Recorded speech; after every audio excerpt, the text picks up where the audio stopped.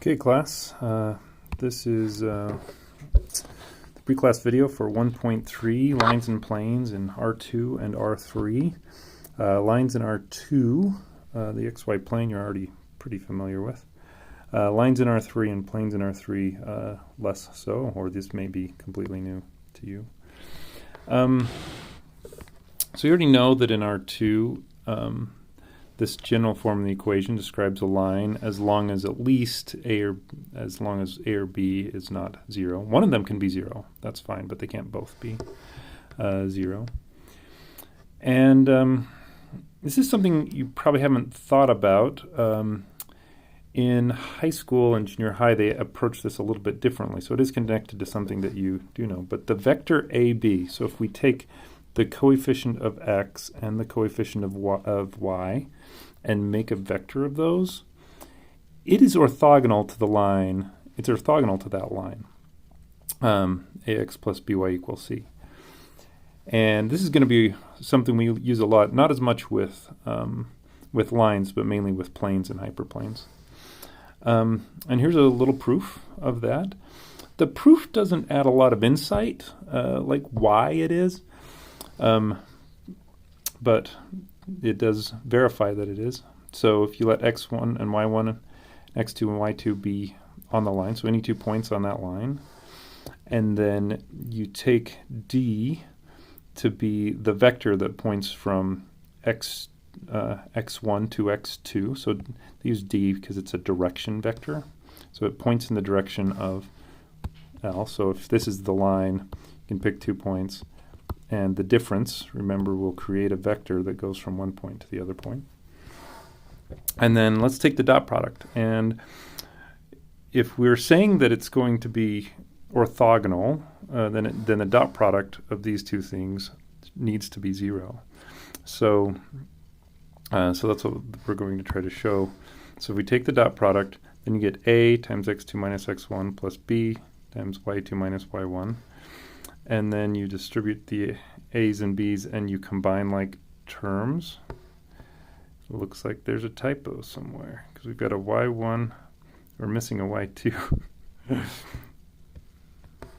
Yeah, that looks better. Okay, so we should have so ax squared plus by ax sub 2 plus by sub 2 minus ax sub 1 plus by sub 1. Well, if x and y are on this line, then any x and y on this line will, when you plug it in, has to equal this constant.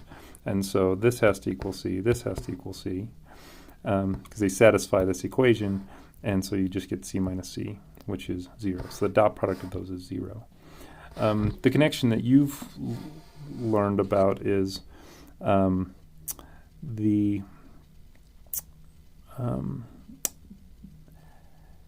slope of a perpendicular line.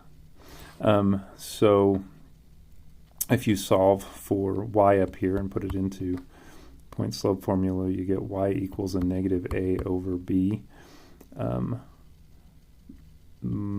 plus c over b. So this is the slope of the line, and a lot of you were taught, if you the slope of the orthogonal line to this is a minus 1 over m, where m is your slope. So in our case, that means a minus 1 over a minus a over b, and you invert and you end up with b over a.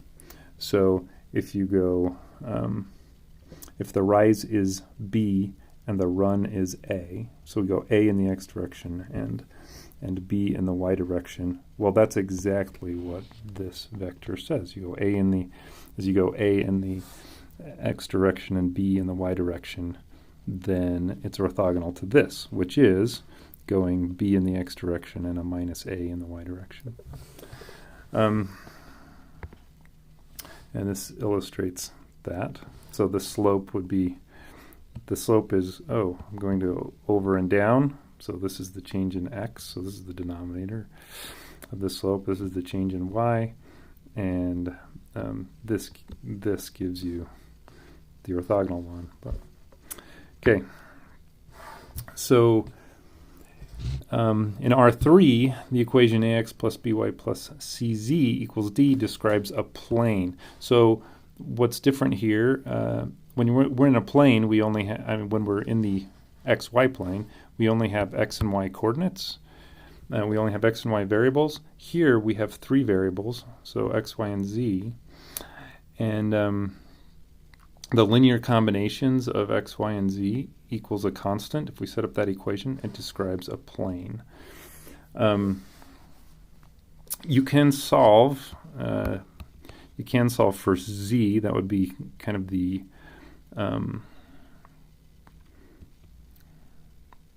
analog for the y-intercept form is solve for z. And maybe there's a z-intercept form, and then you can get a minus a divided by cx minus b over cy plus d over c. So there is a similar thing, and these are kind of the slopes moving in the x direction and moving in the y direction. And when x and y are both 0, this would be the place where you would cross the z-axis. So this might help to convince you that it's a plane.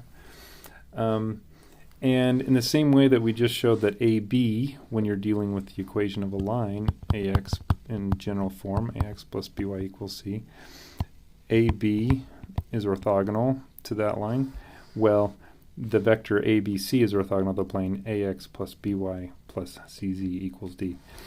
And this is really, really nice. We use it quite a bit.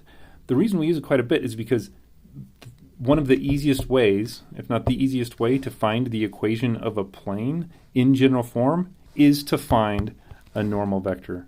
A normal vector is an orthogonal vector or a perpendicular vector. So find an orthogonal vector, and then you know what A, B, and C are, and then you can just use a point. You do have to know a point in the plane, and then you can plug in the point values for x, y, and z, and solve for d. So we do use this quite a bit. And we will also do it if we have the equation of the plane in general form. We might pull off the vector a, b, and c to work with it, because we already know that it's normal, so it can come in handy. In general, the equation, this thing, so we're not just limited to R3 here. We might have many R's. We kind of stop using X, Y, and Z and just start using subscripts for X's. So X1, X2, X3, X sub 1, X sub 2, X sub 3, etc., up to X sub n. And instead of using A, B, and C, we just use subscripts for C. C's nice, means coefficient. So, and that describes an n-1 dimensional hyperplane in Rn. So if we have a 5-dimensional, if we're working in R5, so we would have 5 variables, then C1 x1 plus C2. Here, I'll just throw in some specifics. So 1 x1 plus 3x2 minus 5x 3 minus 0.1 x4 plus pi x sub 5 equals 13. So this would be a 4-dimensional hyperplane that lives in a 5-dimensional space. So we have all 5 variables there, and we lose 1 dimension. So with that, as long as at least one of the coefficients is non-zero. Okay. So find the equation of the plane which passes through this point and which is orthogonal to the vector 1, 3, and minus 1. So this is where we're going to use this fact that the vector ABC, which is the coefficients of x, y, and z in this general form, that is normal to the plane. That's an orthogonal vector to the plane. So we can already write down most of the equation. We know that it's 1x plus 3y minus 1z equals some constant. and we don't know what that constant is. We need more information. That's where we're going to use this point. In the same way that if you know the slope of the line, it's not enough to know exactly what line that is. You have to know something else, like a point that it goes through. So the way we use that point is this is a specific x, y, and z value. We could call it like x1, y1, z1. So when you plug that in for x, and this one for y, and this one for z, it has to satisfy that equation of the plane. Or we need to pick d so it does satisfy the equation of the plane. And so you evaluate that left side. It turns out to be 9. So d is 9. Okay? Let's go to... so we're going to do another problem. So what if you know 3 points? So 3 non-collinear points is enough to define a plane. How do you find the equation of that plane? We're going to do this, and we're going to write down we're going to use two different forms of the equation. The vector form and the general form. And depending on what information you have, the vector form or the general form, one of them might be much easier to get to at first. So the vector form is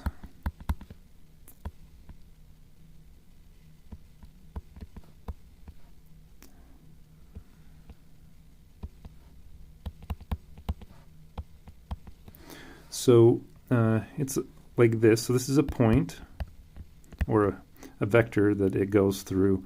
These are directional vectors. So these are 2 vectors in the plane. And S and T are constants. Well, actually they're not constants. Sorry, they're variables. So they're going to, we're considering them to be any possible values. The last thing I'll do in the video today is try to understand why this would give us a plane. And the general form is ax plus by plus cz equals d. So these are the two forms. So we already did one example where we found the equation in general form. So to find it in vector form, we need a point. Well, we've got 3 points, so we've got that. But we also need 2 vectors. So how are we going to find vectors if we have points? Well, that's easy. If we subtract, if we have 2 points, we can find a vector that goes from one point to the other point by doing subtraction. So if this is A and this is B, then the vector B, this would be the vector B minus A. So let's begin by finding a couple of vectors. So let's take P1 minus P2. So that's going to be 1, 1, 0 minus 0, 1, 1, which is 1, 0, minus 1. We'll just call this vector U. And then let's take P2 minus P3. It doesn't matter. We could take P1 minus P3. We just need some other pair. So P2 is 0, 1, 1. And we will subtract 1, 0, 1. That's from up here. And we'll get a minus 1, 1, and 0. So this is vector V. So we have enough information to just write down the vector form already. Because we have 2 vectors and we have at least 1 point. So we could take P1 and write, okay, all of the points in the plane are going to be, we can find by taking P1 plus S times U plus T times the V vector. So that's X bar equals, I'm using the bars to signify vectors. That's the difference between So we want to specify whether things a vector or a real number. So 1, 1, 0 plus s times 1, 0 and a minus 1 plus t times a minus 1, 1, 0. Okay, so if I want, I could, instead of writing x bar, I could write maybe x, y, and z. That's something you guys would probably be more comfortable with. So any of the points x, y, and z are given by this. For any s and t, we can let s be any real number and t any real number, and you can plug that in and figure out a point in the plane. Okay, so that's the vector form. We have to do a little more work to get the general form. The easiest way to get the general form is to find the normal vector. So we need to find the orthogonal vector to the plane. And to do that, we already know two vectors in the plane. We know u and v. So what we have to do is find, let me use a, b, and c. Find a vector a, b, c that when we dot product, take the dot product with u, we get 0. So then we would know it would be perpendicular to u, but we also need it to be perpendicular to v.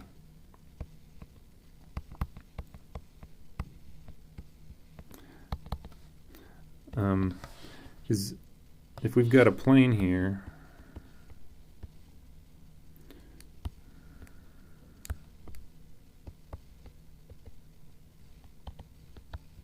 we've got some plane here and we have two vectors in the plane, then we want something like this.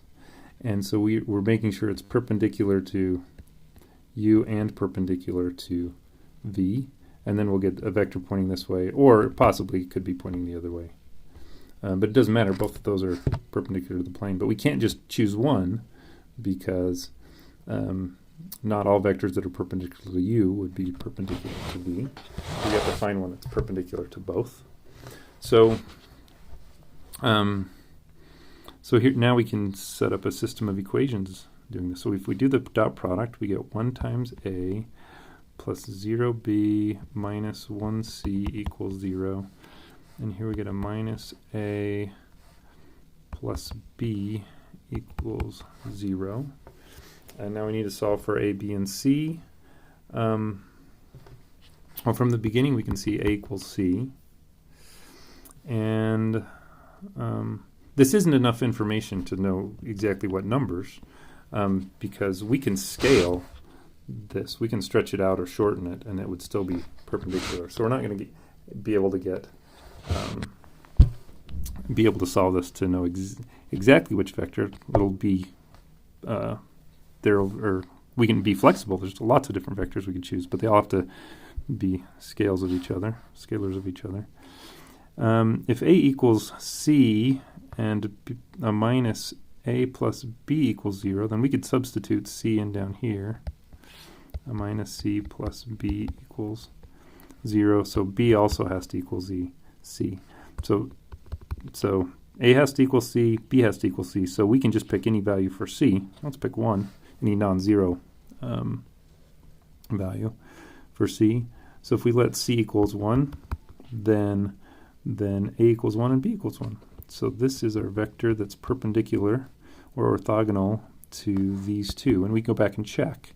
If this is 1, 1, 1, yep, you get a 1, 0, and a minus 1. Add them up, and you get a 0. Then here you get a minus 1, a 1, and a 0. When you do the dot product and you add those up, you get 0. So how do we use that to get the general form? Well, these are coefficients, a, b, and c. These are the coefficients in general form when we write it down as ax plus by plus cz equals d. So we know it's 1x plus 1y plus 1z equals d. And how do we figure out that constant? We just pick one of our points up here and plug it in for x, y, and z, and to solve for d. So let's just pick 1, 1, 0. So 1 plus 1 plus 0 has to equal d, so d equals 2. So the equation of that plane in general form is x plus y plus z equals 2. Okay, so there's those equations.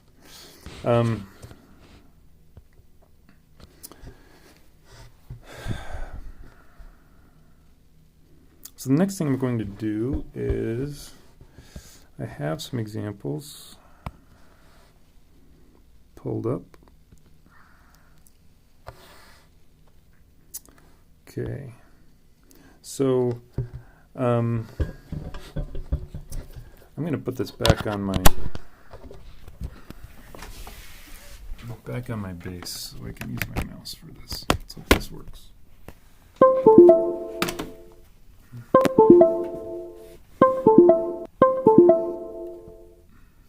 Okay, so am I still recording?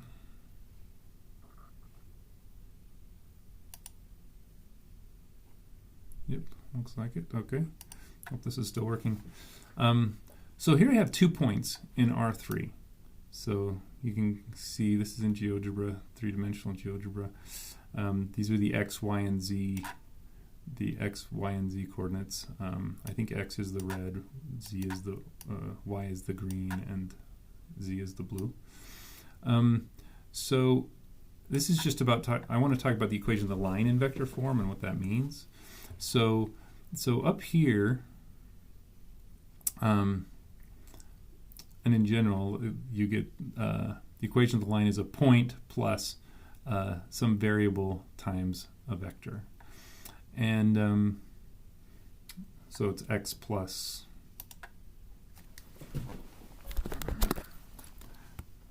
so in general form, a line in R3 is actually can be other dimensions too. It can be R2, it can be R27. X bar equals a point plus a variable times a vector. So, and that vector, that v, is the direction vector on the line. So, so here I have 2 points, two distinct points to define a line. I found the vector that goes from one to the other, so that's a direction vector. So I can scale that vector, and as long as they start from A or B, as long as they start from any point on the line, as I scale that vector and add it to a point on the line, then I will get all of the other points on the line. And that's what this computation up here does. It takes a point, adds a scaled version of the direction vector, and gets you another point. So here is the scaled vector. And there's a point at the end of that. And as I change the scale, as I stretch that vector out and back, you can see that it lies on a line, or at least it appears to all lie on a line. And as I move this around, you can kind of convince yourself that it does. Boom.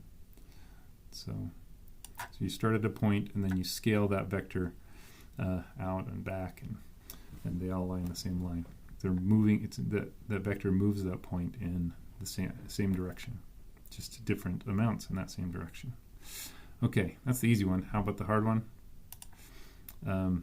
It's the equation of the plane. So now we still have a point here, and we have some multiple of a vector plus another multiple of a vector.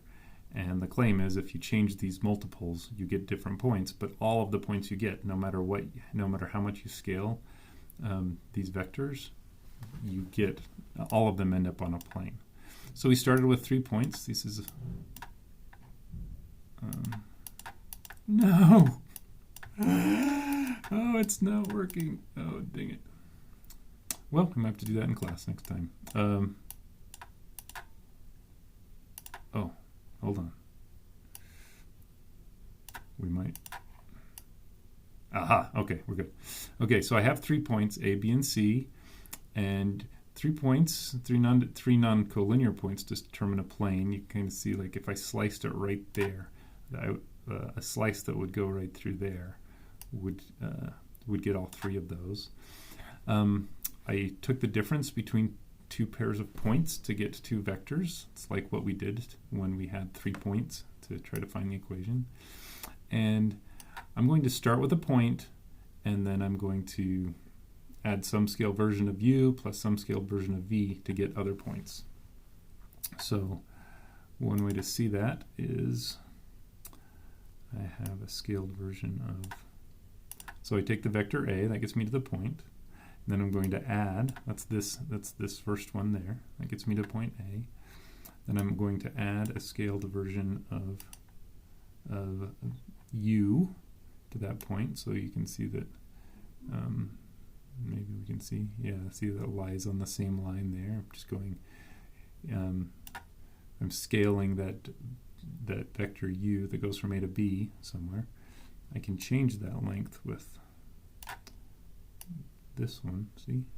Just lie on there. And then I'm going to go in the direction of v that goes from A to C. That direction, you can see that that new red vector over here, it's parallel to v. And after I add all of those up, so if I go to A, which is this point, and then scale u, which is this much, and then scale v from there, I get to this point.